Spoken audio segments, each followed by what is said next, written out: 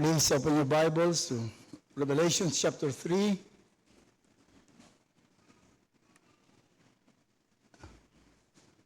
And we'll be reading verse 14 to 22. We will remember na ang atin pong tinatalakay ay mga passages that we are so familiar with that most of the time they are either neglected or even treated with contempt. And for today, it would be Revelation chapter 3, verse 20. Na familiar tayong lahat. Behold, I stand at the door and knock. If anyone hears my voice and open the door, I will come into him and eat with him and he with me. But let us read the entire context para makita natin ang kahulugan nito. And to the angel of the church in Laodicea write, the words of the Amen, the faithful, the true witness, the beginning of God's creation. I know your works.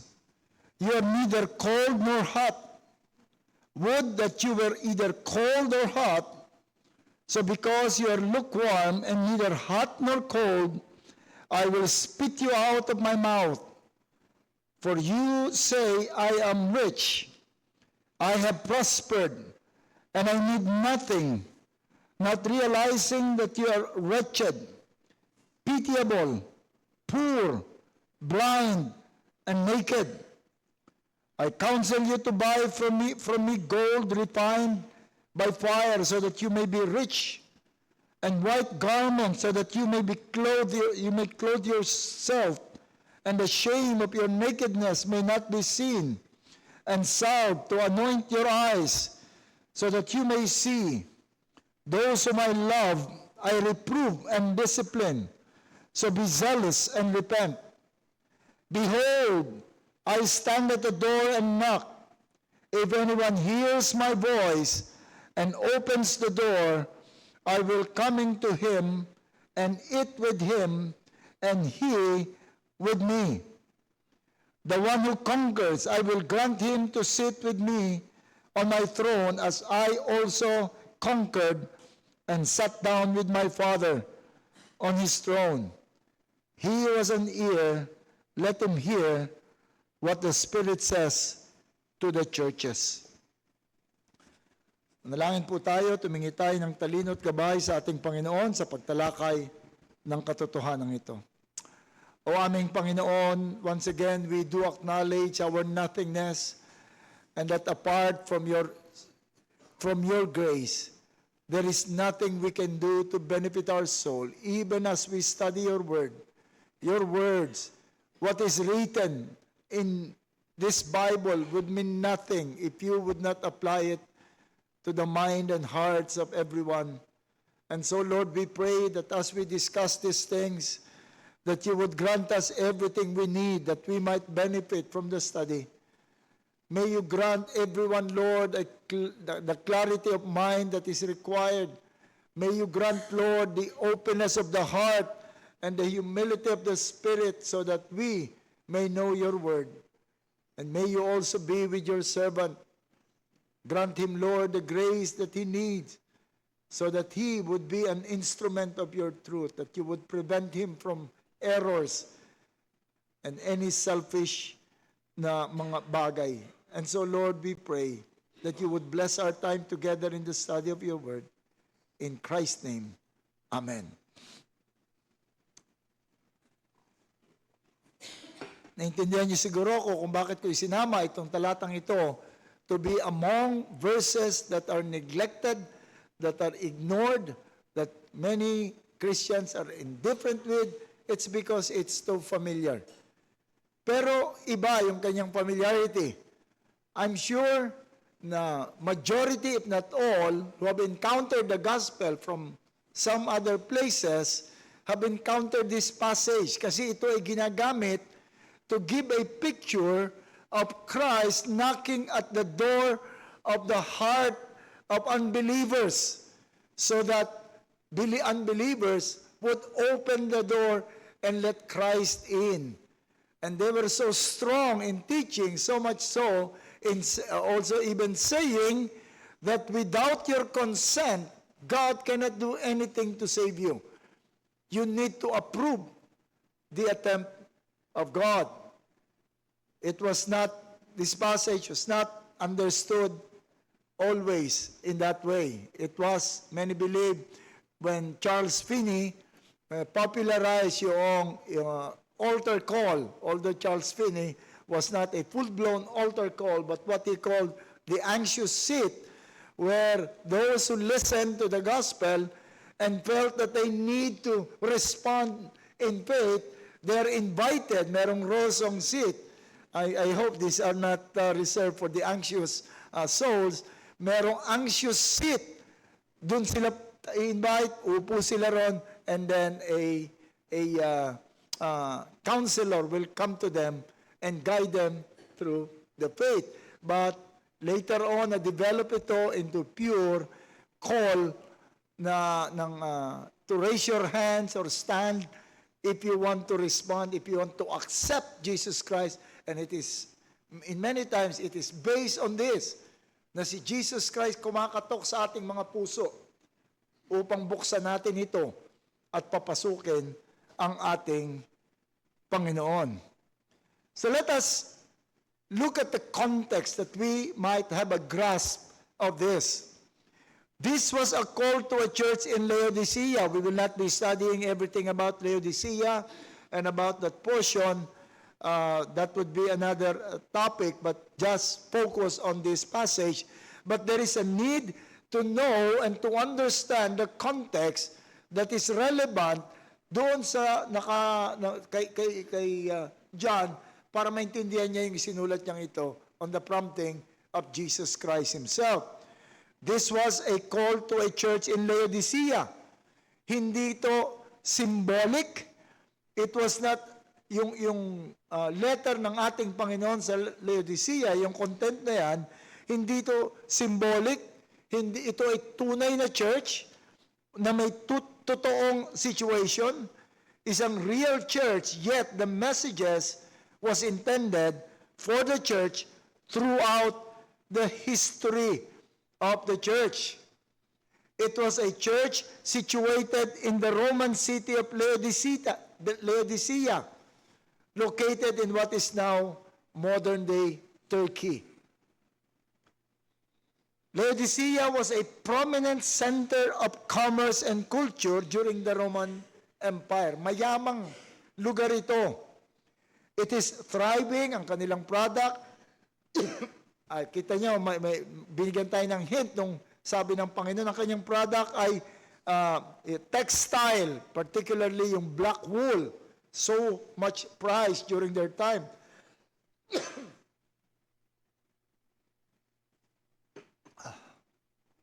Because that was unique, highly sought after across the empire.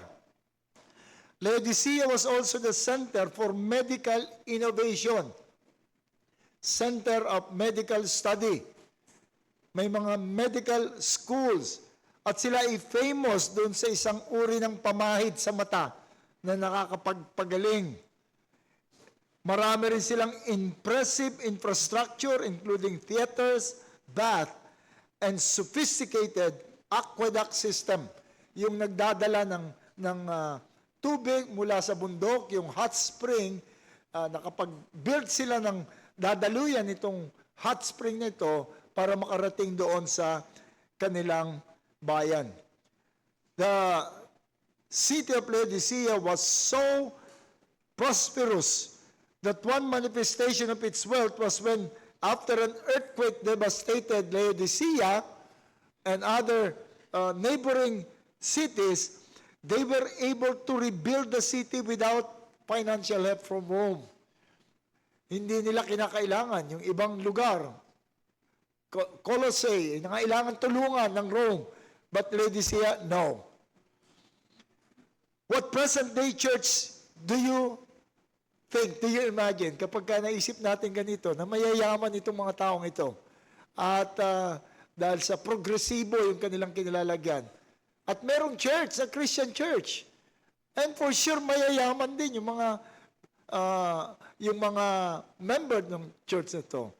What church do we have in mind? I have several churches in mind, churches that are so rich, churches na ang members ay mga kilalang tao, mga businessmen, mga celebrities.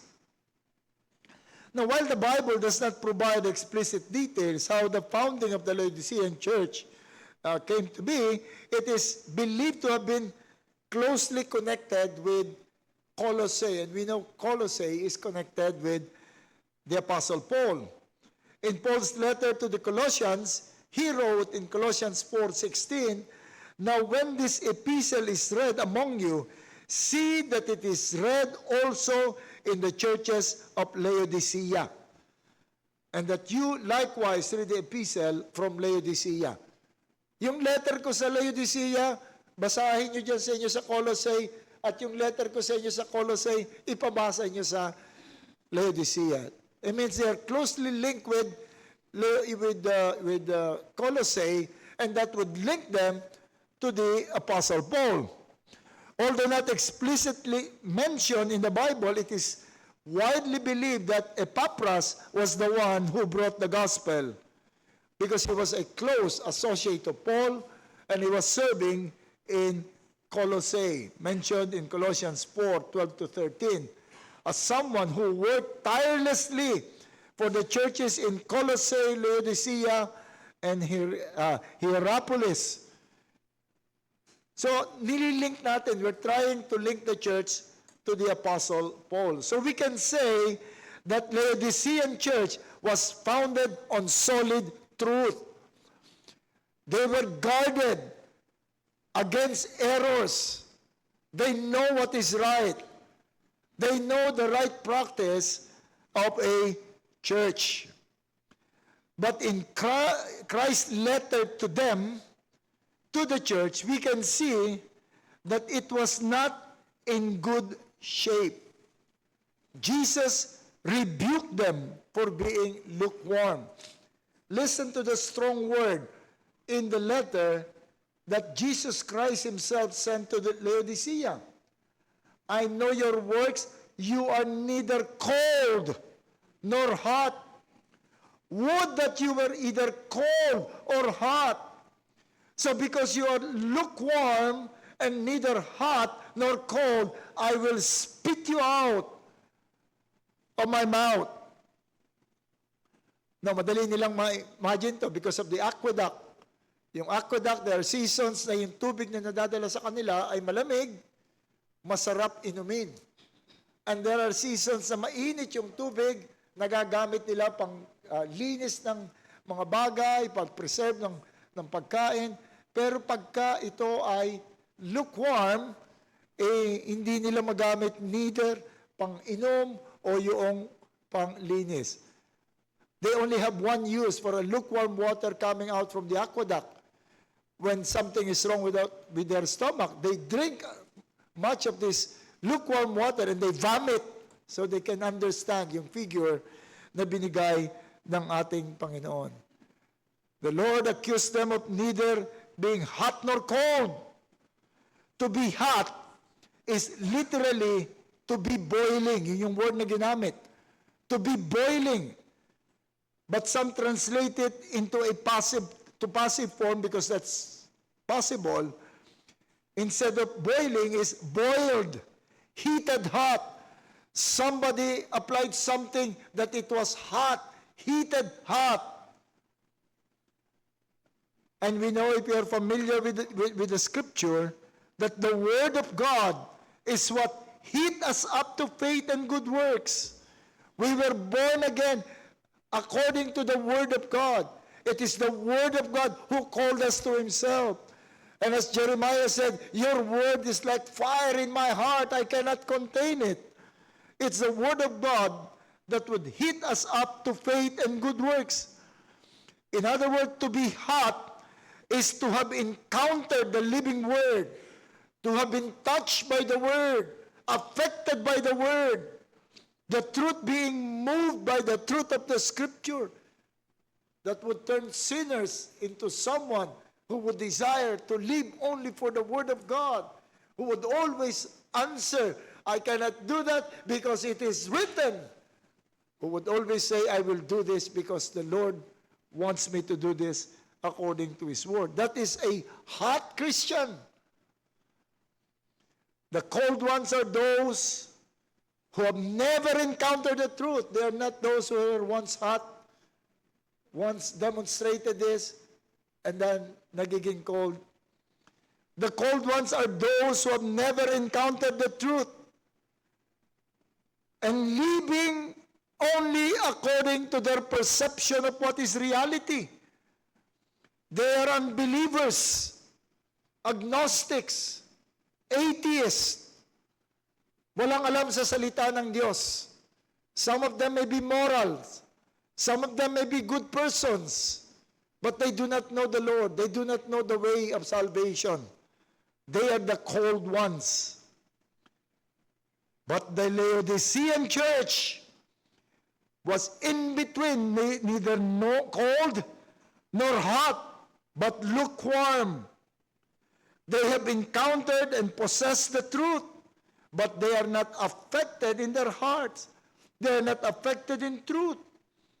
They continue to be exposed to the truth, but never warmed up.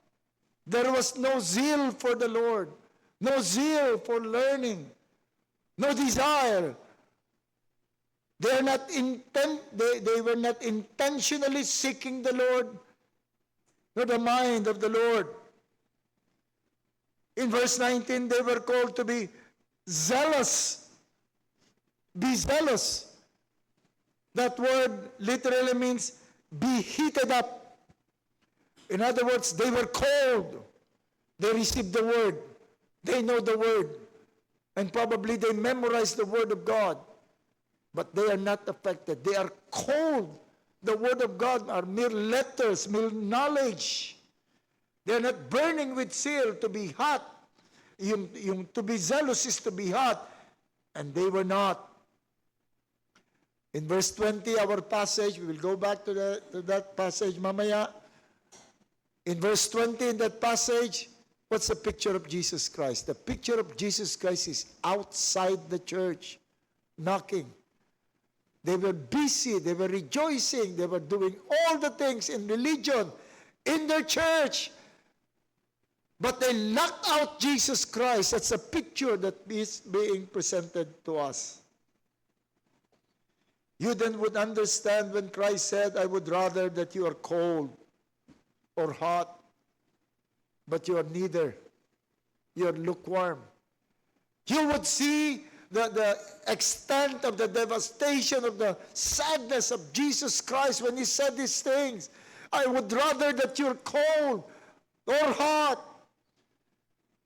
I'd rather that you are in a condition as being fired up by the word, zealous for good works, hot in the faith, in a condition that would make the Apostle Paul rejoice, that would make all the apostles rejoice knowing what they are, but they are not in that condition.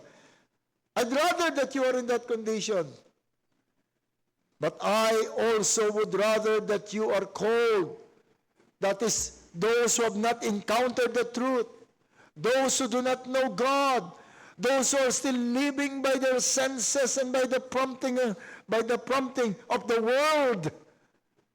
But you're not. You're not. You're lukewarm. You know the truth. Perhaps even doing what is outwardly right and according to the truth. But the truth is not reaching your heart. There is no warmth. There is no zeal. There is no excitement in your heart with regards to the truth. What church now do you have in mind? Having the truth of the gospel, being fed continually with the word of God, doing all the right things, but no zeal in the heart. No zeal in the heart. No love for the brethren. What church do you have in mind? If you are cold, your life will have no impact on the glory of the Lord. But all you need is the encounter of the Word. And the coldness can just be fed with the Word, which is powerful, which is like fire. The Word of God that can penetrate your heart. That's all you need. But the lukewarm, you already have the Word. You know what is right, but you are unaffected. They have a thorough head knowledge of who God is. They know heaven and hell. They know judgment. They know who Christ is and the nature of Christ and what Christ has done. And may even be under continuous feeding of the truth. But what have you done with this truth? How did it affect your life? They remain to be unaffected. You are lukewarm.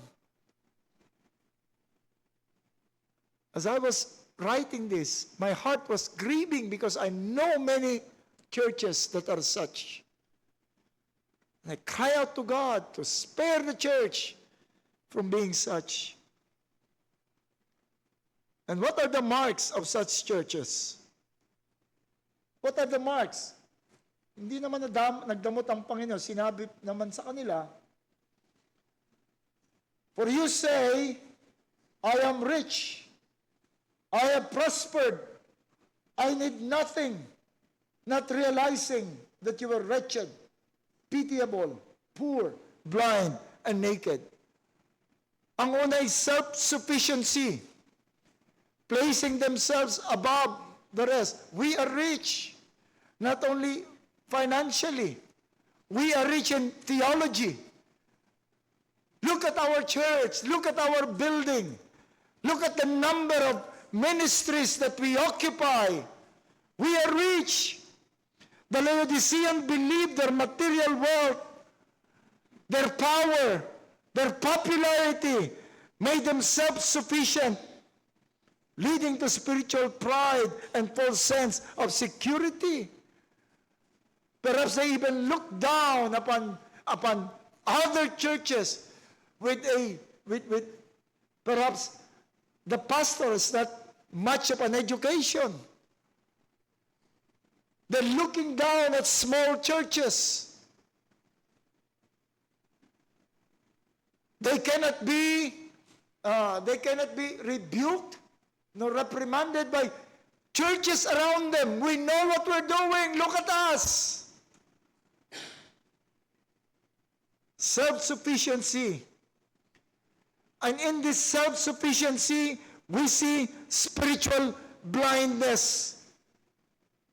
Because you said, you are rich, have prospered, need nothing, not realizing you are wretched, pitiable, poor, blind, and naked. Despite their prosperity, the church was spiritually blind and unaware of its true condition. And this is not for me just a theory. My policy in life I was a young Christian. Every time I hear things said about my pastor, I will approach the pastor. When I was in Trinity Ministerial Academy, merong isang family, in-invite kami sa bahay nila for dinner.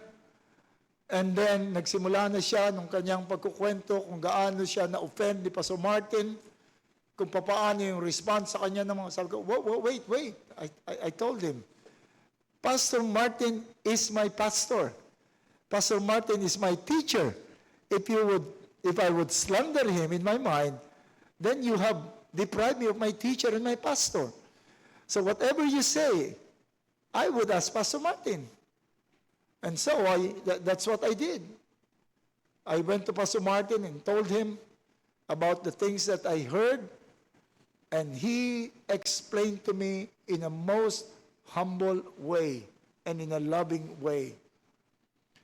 And then one time when may nagkalat ng newspaper against pastors ng mga Trinity, that they are so high-handed, they do not know how to listen, and in fact, siguro, akala nila mas-stumble ako, itinago sa akin yung newspaper na iniwanan doon sa aming doorstep. But that night, I attended the pastors, binigyan nila ako ng privilege na maka-attend sa kanilang pastors meeting. And it was there that they discussed. And I saw the humility of these pastors. Ang sabi nila, this is what I suggest.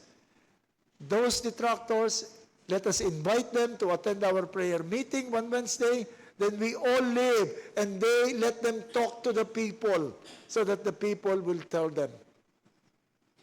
Pero walang nangyari ron. And then ultimately, Pastor Martin suggested, let us just take the posture of the Lord Jesus Christ, that when he was reviled, he did not revile back, but instead entrusted everything to God. But many churches, because of their perceived power, their perceived self-sufficiency, they become blind. They can no longer listen to less significant pastors. But the church was spiritually blind and unaware of its true condition. I feel that my time on this earth is just very short, so I was trying to offer my counsel, but big churches will not listen. Who am I? What is my church? This is the Laodicean church. And they were shown the gravity of their condition with what the Lord Jesus Christ said. So, because you are lukewarm, neither cold nor hot, I will vomit you out of my mouth. In the NIV, it says, I will spit you out, but I like more the vomit. Mas stronger yung word na I will vomit you out. But I was touched by what the Lord said. He did not say, I have vomited you, or I am vomiting you. I am about to vomit you. He has not. Hindi pa niya isinusuka. I am about. You are in a condition that is abominable and I abhor. But I'm still holding you in my love. Hearing this, the Laodicean can easily relate, as I've said, to the image among their image noong aqueduct nila. But notice they were not yet abandoned, yet they were not given up yet. At this point, the Lord is still addressing them as a church. They're still one of the 7 churches, with the 7 stars still in the hand of the Lord, meaning their pastors are still being directed by the Lord. The Lord has not abandoned the true among them. Because we know that in every church, there are true Christians. And when the Lord look at the church, He look at the church in 2 ways. He look at the outward parameter of the church, and He addressed that as a church. But in doing that, He's also looking at the real church within that physical church. So with that is the call in verse 20, which is really our target. In verse 20, behold, I stand at the door and knock. If anyone hears my voice and opens the door, I will come into him and eat with him, and he with me. The Lord is described in this call. In this lukewarm church, He is described in His patience, in His long-suffering, and abundance in mercy and love. He was knocking. It indicates that the church is out of communion with Him. They have the truth because they are not cold, but they are unaffected because they are not hot. Jesus is just a name attached to them to be identified as a Christian church. The name of the church, lalagyan natin ng pangalan ng Christian Church or Church of Christ. But it's just a name attached. But in reality, Christ is out of communion. Prayers of the church would be mere rituals. The worship is merely programs being followed, but empty. They were like the Ephesians who have forgotten their first love, or the Sardian church who was a reputation of being alive, but in reality, it is dead. He was standing at the door and knocking. He should be pronouncing a curse, or he should stop abandonment. But instead, he described himself as knocking. Knocking at the door of the church is a friendly gesture of desiring communion. Pag kumakatok ka, friendly gesture yun eh. Kasi kung tokhang yan eh, hindi nakakatok yun. Papasukin ka na lang yan. But he was knocking. And he did say what he wanted. What he wanted. Why he was knocking? He wanted to be let in and to dine with them and them dining with him. You know, in their culture, siguro makakapag-sympathize din tayo sa ating culture, yung pagkain, ito isang strong expression of communion. Hindi lang yung physical benefit ng pagkain. Pag nakikain ka, talagang parang Pilipino, di ba? Hindi pwedeng magsama-sama ng walang pagkain. Naalala ko si Dr. Bob Martin. Sabi sa akin, Rennie, what time really is the meal for Filipinos? Sabi ko, why? Everywhere, every home I visit, they offer food. We eat together. Sabi ko, that's our expression of welcome. Pag pinamerienda ka, you are welcome. That's our communion. Also the same with them. That's the reason why, kapag under discipline, ang utos, not to eat with them. Because that's a show of close communion. And that was Jesus Christ telling them, I want to have communion with you. I want to be with you. Let me in, and I will dine with them. The King who has all the right, who has all the power, the King who himself has created that door and has the power to break down that door, is knocking to be let in. Pero ito dapat nating tandaan, while the call was to the church, it was not knocking on the door of the heart, na katulad ng pinipicture ng marami, na kumakatok sa puso at buksan mo ang puso mo. He was knocking at the door because the church is lacking zeal. The church is not having communion with him. So he was knocking at the door of the church. But notice the appeal are for those who will hear his voice. I am knocking at the door, but I know not everyone has the capacity or will ever think of opening the door. And therefore he said, whoever among those in that lukewarm church, whoever among you would hear my voice and open the door, I will have a personal communion with Him. It is as if saying, I know that from among you are hypocrites, theologians who know the truth but unaffected, but some are ignorant of the truth, but some are endowed with the grace of God who can hear my voice. And so from within a church that is lukewarm, a church that is not in communion with God and His Christ, are those who still can hear the voice.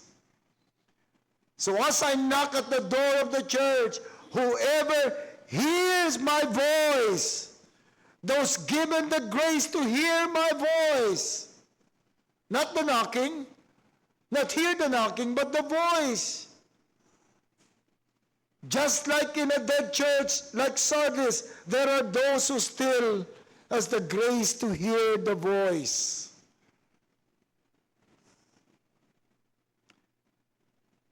So you see, it is not a good program. It is not a powerful scheme.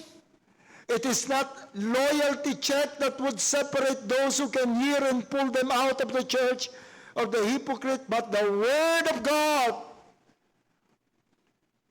If the church is troubled, you do not know who are real, preach the Word of God. Tell them what to do. Alam mo yan ang lakas ng loob ko. Marami sabi nila, takbuhan daw tayo ng mga may problema sa church. But I am willing to face any pastor, because what I do is not to argue on the basis of anything but on the Word of God. I lay down the Word of God. Then by then, I know, we will know who are those who can hear the voice of God. They would listen. I've been involved in a quarrel of two groups that are split, or may naging tatlo, apat na, that I lay down the Scripture and they humble themselves and ask forgiveness from one another. Pero na-experience ko rin yung matitigas. Ayaw. It is the Word of God that would separate the real from the hypocrites. The voice of Christ is the separating factor. And yet do not imagine that these individuals have the power to open the door of their heart at their own will. It is the voice of Christ, the Word of Christ, that will warm them up, that would steer them up to faith and works. It is still the grace of God. And notice the promise. I will come into Him, dine with Him, and He with me. He was talking now to individual. I will dine. I am calling the church. I am knocking at the door of the church. But if individuals would open the door, I will come in and dine with Him. In other words, listening to the voice of God will open the heart to commune with God. That's how you listen. Commune with God. And if you would commune with God, that act also is an act of opening the door of the church. So that is what happened to Laodicea. But our concern is our own church and our current situation. While I don't take yung purist stand on how Revelation is to be interpreted, kasi may iba't ibang pananaw sila. The preterists believe na ang lahat ng nakasulat dito ay mga nangyari na in the past. Yung tinatawag na historicists ay nakikita nila na ito ay yung Revelation describe the entire course of Christian history but symbolic. Yung futurist, sa future pa mangyayari. At yung idealist, symbolic view na ito ay I don't take a purist stand on any of this, but I believe that there is an element of the past in the passages of Revelations, But for us, ang importante is the message that is relevant to us. I believe that while these are real churches with real issues addressed, we will also see, and is consistent with proper hermeneutics, that these are written for our learning. So what do we see? Ano yung tinuturo sa atin? Unang-unang nakita ko rito is the true measure of the condition of the church is not the amount of knowledge. It's not the propriety of its activities, not the abundance of the ministry, but the communion with Christ. Knowledge is important. Without theological knowledge, you cannot know Christ. Without theological knowledge, you will not be able to know what is right and what is wrong. Right activities are important because we serve a holy God and will not allow us to approach Him at our own style. So we need to approach Him the way that He prescribed. So merong talagang kailangan. Knowledge is important, right activities is important, but all must be coming out of the devotion and communion with Christ. It must not be isolated. Prayers must be an expression of our faith and reliance and our communion with Christ. Whether personal prayer or corporate prayer or any prayer system must be expressions of devotion to Christ and not just fulfillment of a set date and a set program.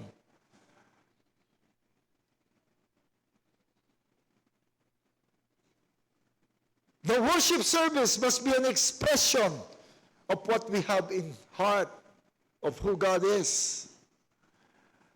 Noong 1 week ako sa pabalik-balik dun sa funeral ng nanay ni Babes. Kita nyo kung gano'ng kasimple yung ating gawain doon. Walang singing, walang masyadong just pure preaching of the word. Nung ililibing na, anong gagawin? Paano ba to? Yung tanong, anong gagawin namin dun sa funeraria? Anong gagawin dun sa... Kinuha ko yung pastor's manual at ang dami nilang mga suggestion, but then I close it.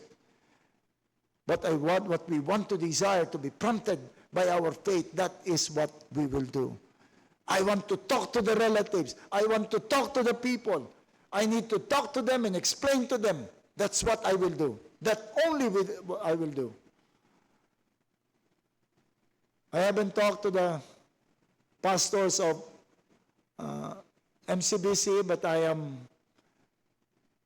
offering them that we would sponsor the next prayer meeting. And it is my desire to make it not only to fulfill a program, and I'm not saying they have their own reason. But everything we do must be coming from our devotion to Christ, our love for Him, our hope for Him. We want to express. And if we do not have that, listen to Christ knocking at the door of the church. During the Quiapo Fiesta, devotees got into fist fight. Alam niyo yun, sa news? Natapakan yung isa, na saktan siya sa balikat, nagsuntukan sila ron. Anong klaseng devotion yan? Kala ko ba religious devotion? But you know, many churches, even Reformed Baptist churches, can comfortably perform regular program while having issues with another church, having issues with their members, having issues with their pastors, having issues among them. They can comfortably follow programs.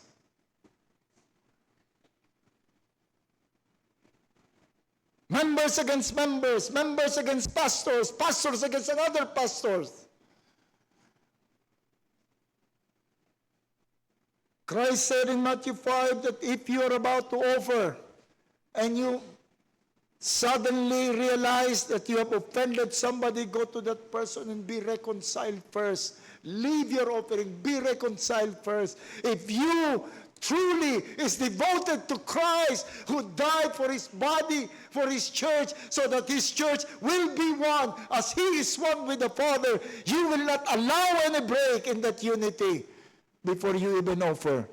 But many, and it is breaking my heart, many pastors and leaders and churches can comfortably follow their program while not dealing with issues biblically in the spirit of the unity in Christ. Napakagulo na. The call of one was trying to fix all this is, let's be serious. No, not seriousness. Let's be biblical. Let's do everything in our devotion to Christ. Coming to the Lord's Supper without examining self. Ngayon, anong pinagkakaabalahan nila? Dapat ba weekly ang prayer meeting? O dapat ba once a month? O once a year? And many are not following in that flood of change, adopting the weekly prayer, weekly Lord's Supper. I'm not against it. They would do that. But that should not be the focus. There should be self-examination in churches. When there is quarrel, when there is unresolved issues, that's not the picture of having communion with Christ. It's just like what happened in Corinth. Mag-aaway muna. Wag mong tira ng pagkain niya, wala naman dala yan eh. Hindi pa naman nakita nagdala, wag mong tiran, tapos maglo-Lord Supper.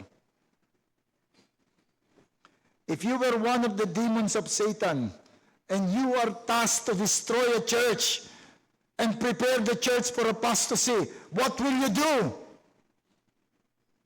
The most effective way is make them lukewarm.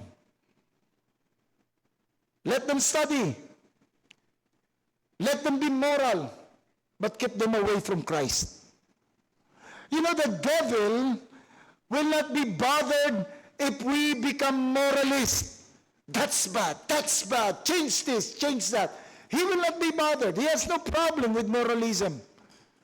The devil will not be bothered if we would simply be religious, doing the right thing. He will not be bothered. He will allow us to be religious. But when we start to be serious with our communion with Christ, our personal walk, our personal prayer, crying out to God, whenever we miss our daily devotion, our family devotion, that when we are absent in the church, we know, oh, Christ spoke to my church and I was not there. I need to listen. I need to know what Christ has said to my church. That should be the attitude.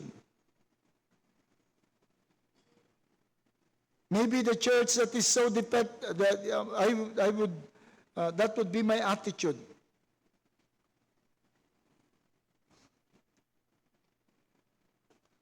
So you see, the true measure of the condition of the church is not the amount of knowledge nor the propriety, but the communion with Christ.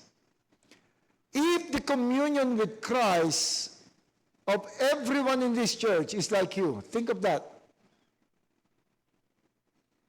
The way I value my communion with Christ, the way I desire the voice of Christ, the way I worship Christ, if everyone is like me, what church do we have? What will the Lord say to us?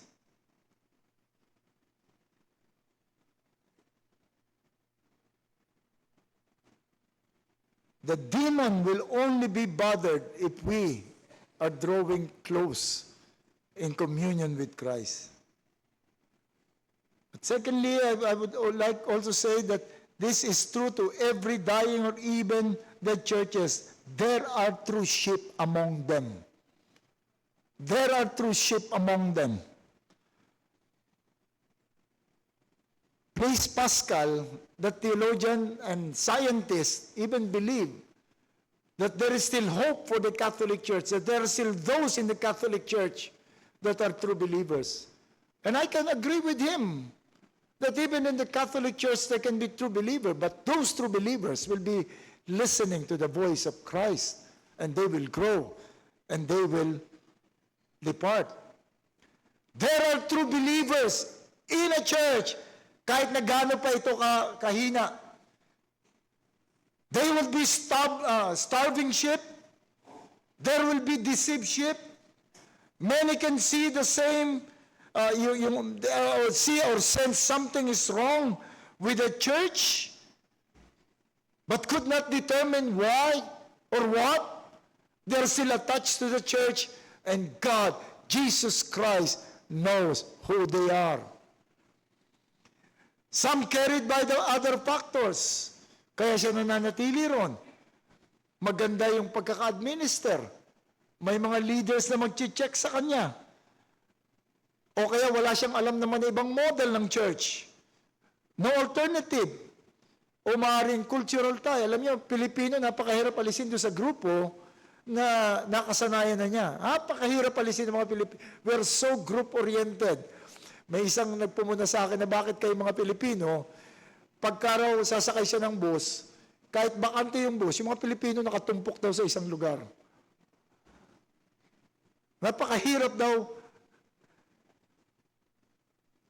Iba't iba yung factor na napapanatili sa atin sa isang church.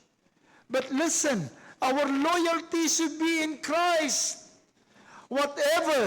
Whoever is taking our hearts away from Christ, or even not helping you to be near Christ and in communion with Christ, listen to Christ's voice. He's knocking at the door.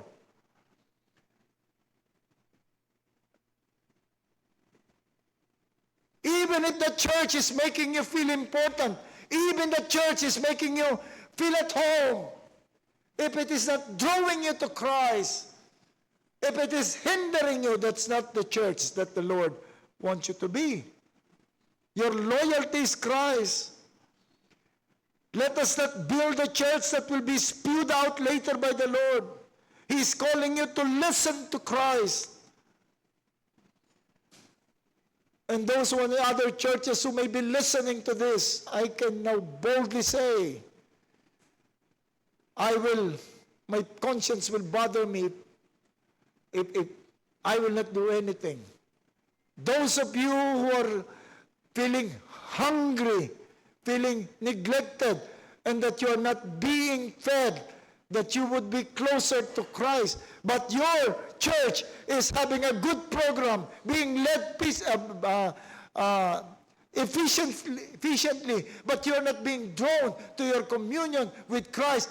Listen to the knocking of the Lord.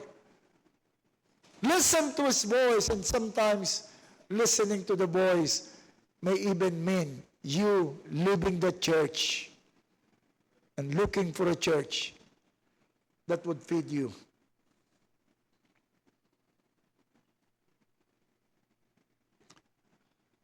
But then, hearing the voice of Christ is not opening your heart, but the door of the church. What does it mean? That communion is an act of opening the door, which means you will be an example of oneness in the faith. It doesn't have to be that all the churches, all the members would open. Just one member who would listen, hear the voice of Christ, and can open the door of the church. I was asked by someone from you, Pastor, knowing the failure of the churches to exercise proper churchmanship, what is our role? And they're even telling me to make a broadcast, sabihin lahat ito.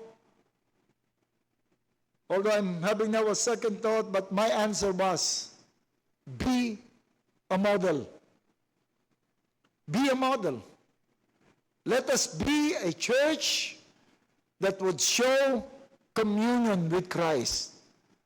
Let us be a church that would demonstrate love for one another and unity.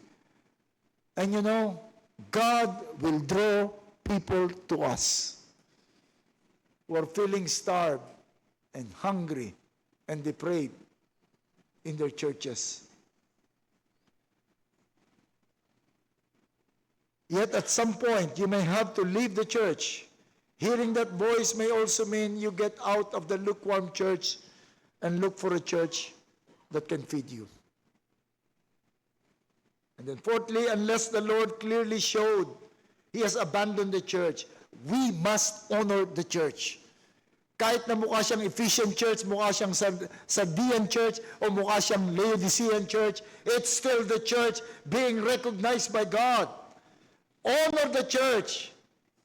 It's still the church. Christ is still considered as the head. Maybe the church that is so defective that you would not want to be part of the church. That's good.